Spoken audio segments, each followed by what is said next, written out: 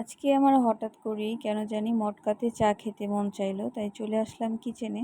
আমার এই কিউট এই মটকাটাতে আজকে চা বানাবো। তো আমি এখানে একে একে এলাচ, দারচিনি আর লবঙ্গ দিয়ে দিলাম, সাথে দিয়ে দিলাম কিউট একটা ছোট তেজপাতা। তো পানি আমি অলরেডি বসিয়ে দিয়েছি, আর এখানে আমি একটু আদাও দিয়ে দিচ্ছি। আর আমি যেহেতু বেশি একটা কড়া লিকার খাই না, তো আমি এখানে 1 টেবিল চামচ চা পাতা দিয়ে দিচ্ছি।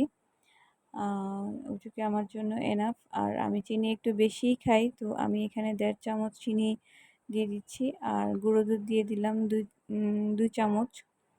তো এখানে আমি একটু চায়ের লিকার নিয়ে একটু মিশ্রণটা ভালোভাবে মিশিয়ে এটা আবার চায়ে ঢেলে দিব। এভাবে করে বানালে চায়ের স্বাদ কিন্তু দ্বিগুণ বেড়ে যায়। তো আমি চাটা আরেকবার জাল করে তারপর একটু ঢেলে নিয়েছি।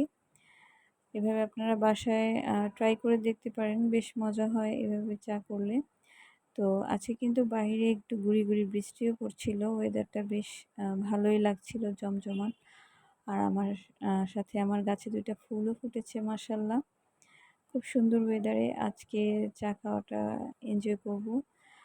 আজকে এ পর্যন্তই, সবাই ভালো থাকবেন। আল্লাহ হাফেজ।